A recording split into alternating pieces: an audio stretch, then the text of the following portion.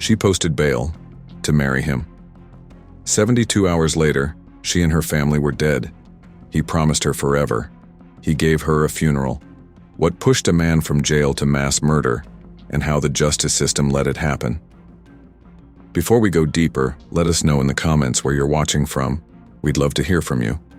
And don't forget to hit that subscribe button so you never miss any of our upcoming videos. In the quiet town of Meadowbrook, nestled in the heart of America, life moved at a gentle pace. Families gathered for Sunday barbecues, children played in tree-lined parks, and neighbors knew each other's names. It was the kind of place where doors were left unlocked and trust was a given. Among its residents was Emily Harper, a 28-year-old nurse known for her compassionate heart and unwavering optimism. Her life was a tapestry of community service, late-night study sessions turned career, and dreams of a family rooted in love. Friends described her as the kind of person who saw the good in everyone, sometimes to a fault. Then came Daniel Reed.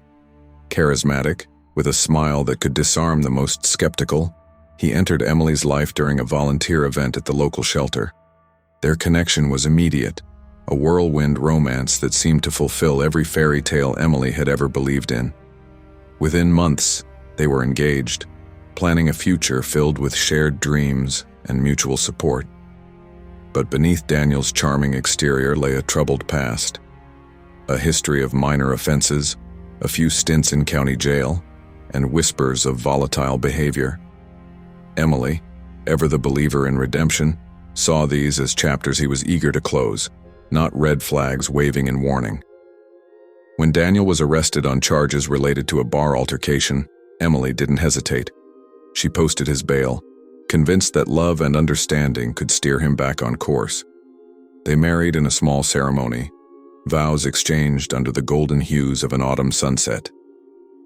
72 hours later, emergency services received a frantic 911 call. Emily, her younger sister Lily, and their parents were found dead in their family home.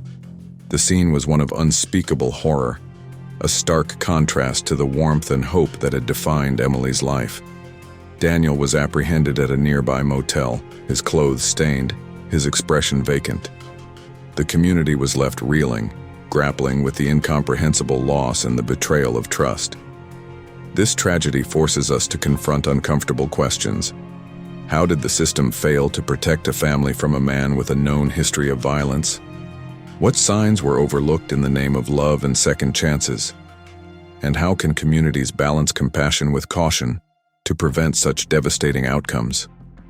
Join us as we delve into the harrowing story of Emily Harper and Daniel Reed, examining the intersection of love, trust, and the cracks within our justice system that can lead to unimaginable consequences.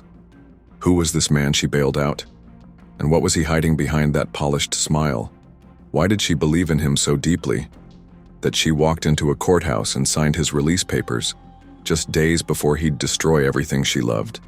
How does a wedding turn into a massacre, and what happened after the murders left even the most seasoned detectives stunned? This isn't just a story about love gone wrong. It's about missed warnings, blind trust, and a family wiped out in a single night. Her name was Emily, 28, an ICU nurse who never gave up on people, even the ones everyone else had. She believed in second chances, she believed in change, and most of all, she believed in him. His name was Marcus. Charming, well-dressed. He could talk his way into a room and out of a courtroom, but behind closed doors, there were police reports, assault charges, a history of rage so well hidden, even she didn't see it coming, until it was far too late. They lived in a quiet part of town. Tree-lined streets, backyard barbecues, the kind of neighborhood where nothing ever happens, until the night everything did. And the most haunting question of all still remains, was this tragedy preventable? Or did everyone, including Emily, simply choose to look the other way? Before the headlines, before the sirens, before the blood on the floor, there was Emily, a daughter, a sister, a best friend, always smiling, always giving. She had this way of making people feel like they mattered, no matter who they were, even strangers. She was a nurse at County General, worked night shifts in the ICU, held the hands of people she barely knew, while they took their last breath. That's who she was, and it's also how she met him. His name was Marcus Tate. He came in for a minor injury, handcuffed to a gurney, escorted by a deputy. But even then, he found a way to make her laugh. They started talking. At first it was nothing, but then came the letters, phone calls, late-night voicemails from inside the county jail, and slowly, she fell for him. Friends couldn't believe it. Neither could her parents. But Emily saw something in Marcus that no one else did. Or maybe she just wanted to. Reenacted interview audio. She always believed people deserved second chances, that nobody should be defined by their worst mistake. Emily's mother reenacted. The romance moved fast. In less than 4 months, they were engaged. Marcus proposed over a collect call. And when he got into trouble again, this time for violating parole and threatening an ex, Emily drove 2 hours to the county jail, paid his bail, and took him home. Voicemail clip. "I'm getting out, baby. We're gonna be unstoppable. Just you and me, forever." There were signs, so many signs. Controlling messages, jealous rants. One friend remembered Marcus calling 20 times in a single hour, just because Emily hadn't replied fast enough. Friend reenacted audio. "We told her, we begged her to slow down, but she just said, 'Love will fix it.'" Text messages that sounded more like threats than affection. Phrases like, "I made you, I can unmake you. If I ever lose you, there's no point in living." But Emily brushed it off. She said he was just passionate, said people didn't understand him. She posted photos of them smiling together, hashtags like "Forever Mine, Second Chances," "From Cell to Soulmate." She went wedding dress shopping with her sister. Her final voicemail to her father said, "I know this isn't what you wanted, but I love him, and I think he really needs someone like me." And then on a Tuesday morning, she handed over $12,000 in cash to a bail bond company, signed the papers, and walked out with Marcus by her side. In 3 days, she would be dead, and so would everyone else in that house. It started like any other day. The sun rose just past 6:30 a.m., casting a golden hue across the Harper family home. Emily was up before anyone else. She made a pot of coffee, folded laundry that had been sitting on the couch for days, and fed the dog. Ordinary things, domestic, comforting, safe. She packed a small overnight bag, just enough for one night. She said they were going to get away for a bit. Nothing big, she told her sister, just some time alone, a fresh start. At 8:17 a.m., she sent a voice message to her best friend. "He's different now. I can feel it. We're really going to try." There's a pause in her voice, a hesitation. She adds, "I'm a little scared, but happy." That makes sense, right? Her friend never responded in time. By mid-morning, the Harper house was full of movement. Emily's mom was baking cinnamon rolls. Her dad was reading the paper in the living room. Lily, Emily's younger sister, was helping set the table. The 5-year-old nephew, Caleb, was chasing the dog around the backyard, laughing. There was no way for any of them to know that these would be their last hours alive. At 12:06 p.m., Marcus pulled into the driveway. A black 2003 Chevy Impala. The passenger side mirror was cracked. The tags expired. He didn't get out right away, just sat there. Windows rolled down, left hand gripping the wheel, right hand clutching something under a hoodie in his lap. The next-door neighbor, Mr. Talbot, was watering his front lawn. He noticed Marcus sitting in the car. Said he looked still, not calm, not nervous, just still, like someone holding their breath before pulling a trigger. Emily came outside around 12:12, wearing jeans, a hoodie, and flip-flops. She waved to Marcus. He got out, handed her a small gift bag, blue with white ribbon. They hugged. And then, silently, They both walked back inside the house. At 12:29, the Harper family group chat lit up. Emily sent a message. "Taking a quick drive with Marcus. Back in a few hours. Love you." That was the last message she ever sent.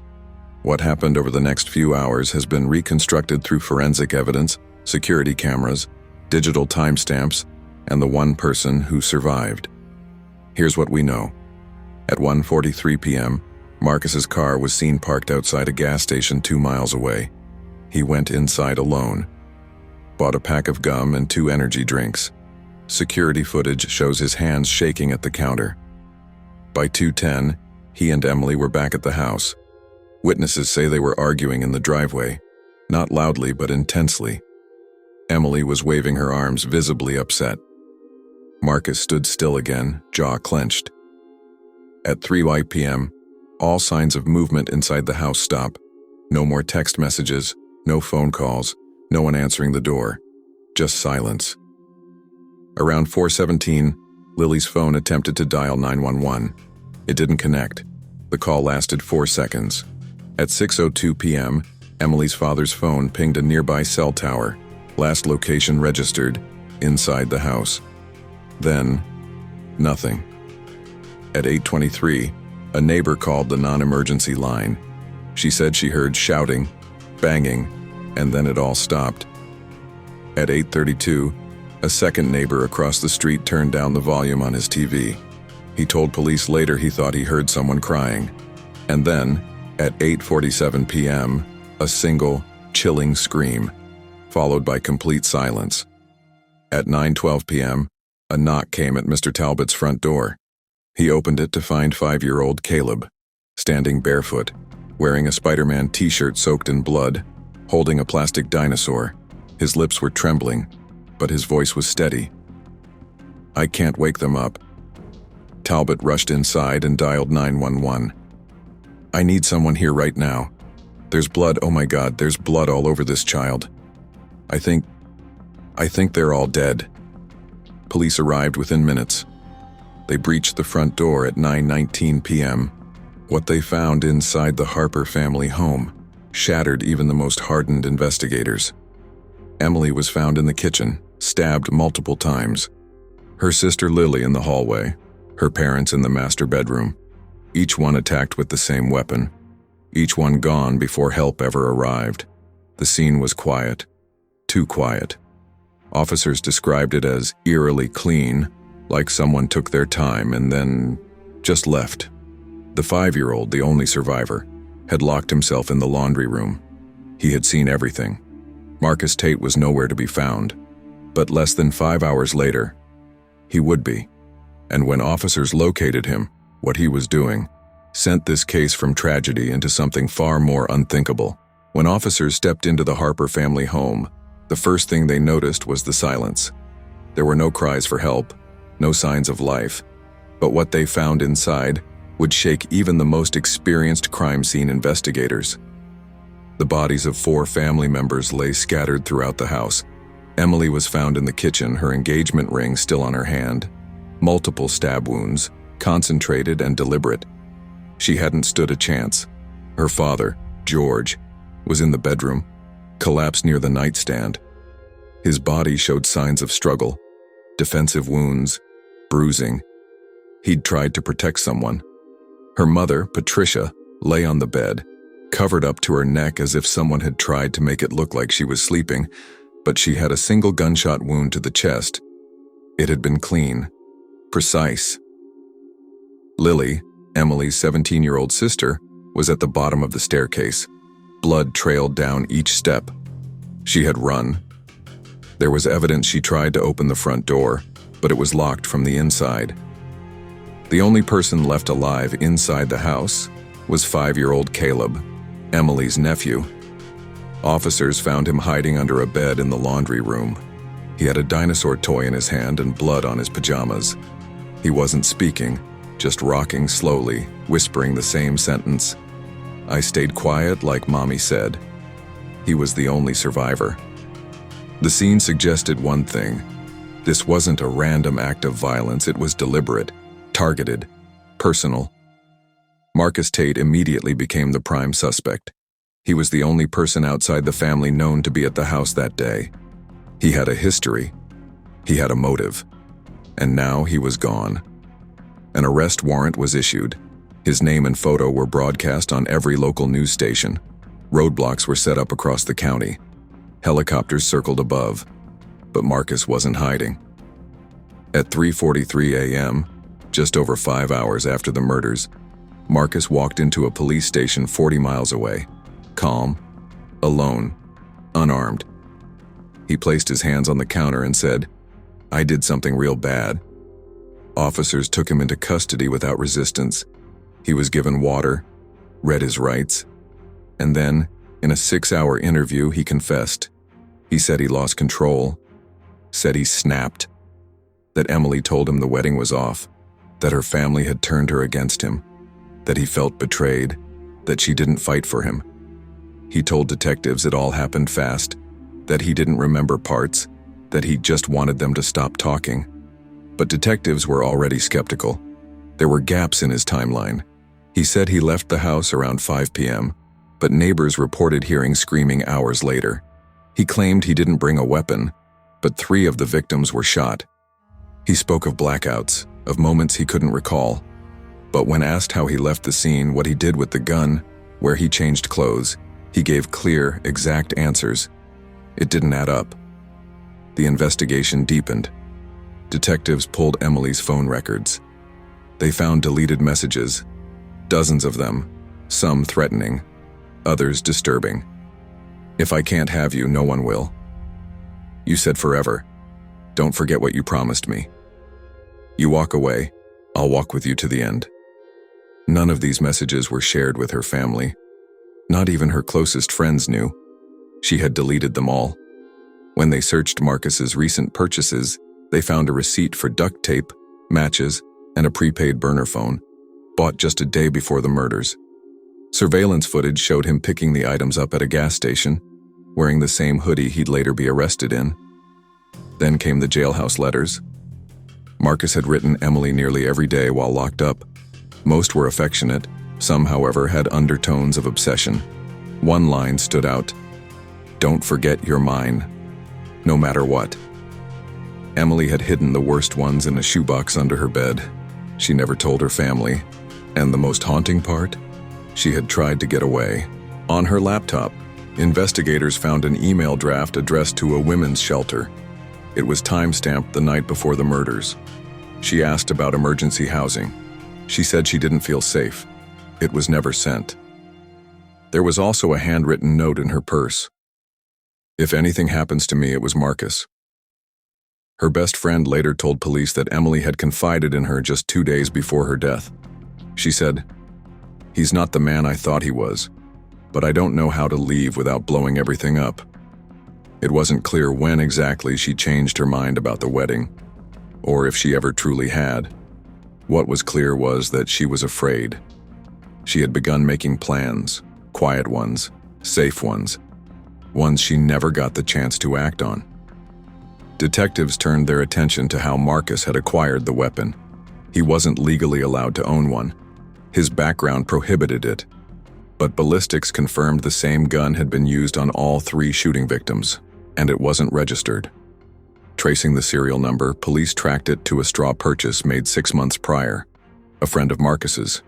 He claimed he sold it without knowing Marcus would use it. Another angle of the investigation focused on motive. Why now? Why this day? Emily's browser history offered a clue. Earlier that morning, she'd searched how to cancel a wedding venue and how to get someone removed from your lease. Maybe Marcus saw that. Maybe he sensed what was coming. Because one thing was now undeniable. This wasn't a crime of passion. It was a decision, made slowly, carefully, and carried out with devastating precision. Emily had spent the last months trying to build a future with someone who didn't just want her love. He wanted her control, and when he realized he couldn't keep it, he made sure no one else could have it either. The detectives working the case had seen plenty of violence, but this was different. This wasn't just about one murder, it was a chain reaction. An entire family wiped out in one night, and in the center of it all, a man who claimed to love her. Next would come the trial, the public outrage, and one final revelation no one saw coming. The courtroom was silent as Marcus Tate took the stand. His demeanor was calm, almost detached, as he recounted the events leading up to the murders. He spoke of betrayal, of discovering messages on Emily's phone that hinted at her intentions to leave him. He claimed that she had been planning to end their relationship, to cancel the wedding, and to move on without him. But as he continued, it became clear that this was not a crime of passion. This was premeditated. He had known about her plans for days, perhaps weeks. He had time to process, to reflect, to choose a different path. Instead, he chose revenge. He described how he had meticulously planned the attack, ensuring that no one would escape. He spoke of the satisfaction he felt as he carried out each act of violence, of the control he wielded over the lives of those who had once welcomed him into their home.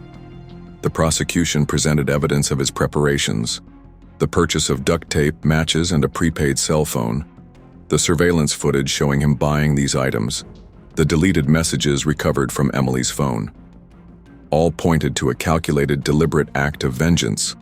Emily's family was devastated. They had trusted Marcus, had believed in his transformation, had welcomed him into their lives. Now, they were left to grapple with the reality that their trust had been betrayed in the most horrific way imaginable. Caleb, the sole survivor, was left traumatized. He had witnessed the destruction of his family, had hidden in fear as the violence unfolded around him. His innocence was shattered, his childhood forever marred by the events of that night. The community mourned the loss of a family that had been a pillar of kindness and generosity. They struggled to comprehend how such evil could infiltrate their midst, how someone they had embraced could commit such atrocities. In the end, the trial revealed not just the depths of Marcus Tate's depravity, but also the profound impact of his actions on those left behind. It was a stark reminder of the dangers of blind trust and the devastating consequences that can arise when love is manipulated and betrayed. As the trial drew toward its close, a new and chilling revelation emerged, one that would shake the community and the family even deeper. It turned out, Marcus Tate's violent outburst was not an isolated incident. Investigators uncovered evidence suggesting that years earlier, in another state, Marcus had been connected to a very similar case. A young woman found dead under suspicious circumstances. Her death had been ruled an accident. The case had been quietly dismissed. But the pieces didn't fit together. An investigative journalist following the story started digging. She uncovered a pattern: the same controlling behaviors, the same threats, the same silent suffering. The previous victim had been Marcus's girlfriend before Emily. There were similarities too many to ignore.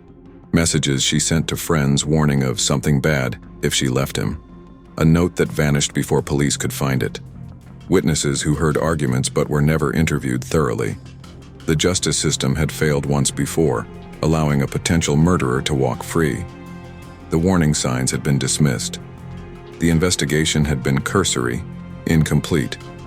Now, with new evidence and Marcus in custody, questions were raised about how many times the system had let him slip through the cracks.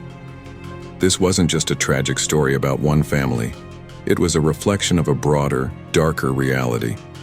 Domestic abuse victims often silence the warning signs.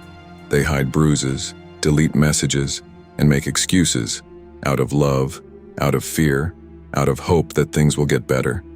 And too often, the justice system overlooks these cries for help. Early releases, ignored restraining orders, missed interventions, failures that leave victims exposed to their abuser's wrath. According to national statistics, intimate partner homicide remains one of the leading causes of death among women in the United States. Each year, thousands of women lose their lives to those who once promised to protect them. As the courtroom cleared and the community grappled with the truth, the final images were of young Caleb, small, fragile, clutching a worn teddy bear at a memorial service for the family. His eyes, wide with sorrow and confusion, carried the weight of a lifetime. He lost his entire world, the narrator says quietly, because no one stopped a monster in time. The camera lingers on Caleb, then fades to black. Could this tragedy have been prevented? Would you have seen the signs, the unanswered texts, the deleted messages, the quiet fears she never voiced aloud? Was it a cold-blooded plan from the beginning? Or did something truly snap inside him? Let us know what you think in the comments. Do you believe he was always capable of this? Or was there a moment, one moment, where everything changed? And if you thought this story was terrifying, wait until you hear what happened when a woman found a wallet in a grocery store parking lot. At first, it seemed like just another lost item. But what was inside that wallet shattered her entire family forever. Hit that subscribe button so you don't miss what's coming next. And while you're here, tell us, what warning signs did you spot in Emily's story? What would you have done differently? Because sometimes the biggest dangers don't come out of nowhere. Sometimes they're already inside the house.